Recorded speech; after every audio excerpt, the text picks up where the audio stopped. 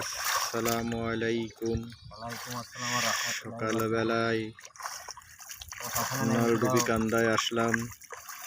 পাট ধরছে ফিরাজ সর্দার, এদিকে আমাদের শহীদুল দুলা ভাই। এই দেখেন